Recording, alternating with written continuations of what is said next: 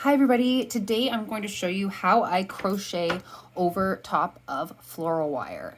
So I was actually working on a project here and you can see on the stem how I crochet over the wire. I do this in a lot of my projects. It just gives you some flexibility and stability. So I want to show you how I do that so you guys can do it as well.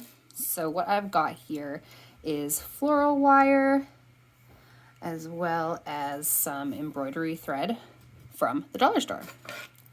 So first thing I'm going to do is get my yarn or my thread here onto my hook. Now I do recommend using a floral wire as long as possible. This is just because it's going to give you more flexibility in how you hold the wire. It is a little bit awkward once you get going, or less awkward once you get going, but awkward to start. And also you won't have to worry about your stitches falling off the end of the wire. So yeah, I definitely recommend using as long of a wire as possible. In terms of how thick the wire is, or that's called the gauge of the wire, it's up to you and your project. This one's kind of like a mid-gauge, gives me some flexibility, but it's still quite strong and can hold up a crochet piece up.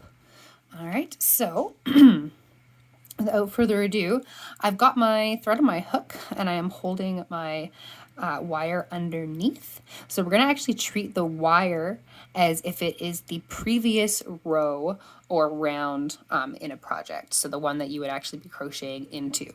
So the long end of your thread you're gonna pull behind and you're gonna have your hook and thread over top like this. You're gonna yarn over and you're gonna pull it through. And so now we are on the hook, or sorry, on the wire. And then you're gonna kind of just go from there, single crochet as you normally would. So treating this as a previous row. So you'd go into the stitch, pull up a loop, yarn over. Oh, so fiddly, yarn over. Oh, I can do it. And pull through. As I said, this is it's really awkward, but you will get the hang of it. The more stitches that you have, a little bit easier. Don't worry if your wire bends. It's a little bit easier actually to hold it if it is bent. You can always straighten it out afterwards. So we'll keep going. We're gonna go under, pull up a loop, yarn over, pull through, yarn, pull up a loop, pull through. Oh, goodness gracious. Wonderful. And we'll keep this going. So. And then you can do this obviously for as long as you need to. The nice thing is that I now don't have to hold on to this end because it's now not attached. I don't have to worry about it slipping off because of how long my wire is. And I can just keep going. And so this is a great way to cover up your mechanics in a crochet piece, project, sculpture, whatever you want to call it. So this does get twisted, but you can either twist it or untwist it, kind of up to the look that you're going for. Yeah, and so here you can see that we've got our crochet or our floral wire covered with crochet. I'm going to show you also how I finish it off and tuck the wire in. So I finish it off kind of how I finish any other project off. I finish it off with like a slip stitch.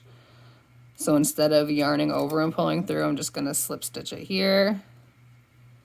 And then to anchor the thread, I do another kind of loop. I'll cut the back. However you kind of typically finish off a project is fine. That's just the way that I do it. All right. So we've got that piece of our wire covered. So let me just get my wire. Well, I don't have my real wire cutters, but my cutters in general. I'll get this. So you're gonna want to cut your to the length that you need. But actually, for being smart, what we'll do is we'll move this piece right to the end. Okay, so that we can use this to close it off. So I do have jewelry pliers here. They're really great for manipulating wire. So I push this guy to the end. I grab the wire here, push it, and then I'm just gonna twist it over. Makes that little kind of like, you can see like a little like loop there. I'm gonna squeeze it even tighter. Kind of get it as flat as possible. A lot of times you'll be able to cover it up after the fact, so you can use your tail here to kind of stitch around and cover up that little bit of the wire that's sticking out, but that's kind of how you can secure it at one end, and then you're going to do the same thing with the other end. But in this case, you're going to have to, I would recommend squishing this up. Let's see, how long do we want this to be? I'd say that looks, because you want it to have good coverage. If you pull it too far apart, you're going to see the wire between it, even though you have good coverage on this side.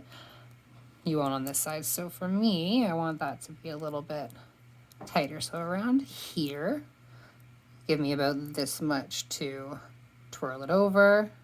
So let's move that that way. It's about there. All right. Cut this to size. Wonderful. And I'll use my pliers here again just to do the same thing that I did on this end. Hold on to the end here. And then all I'm gonna do is bend it in on itself.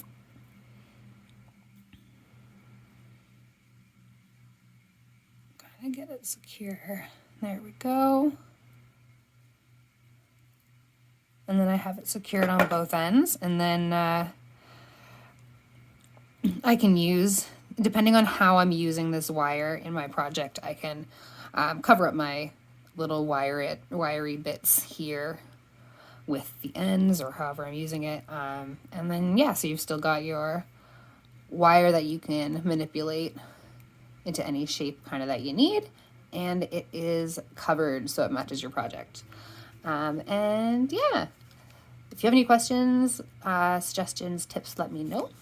Otherwise, I hope you enjoy that.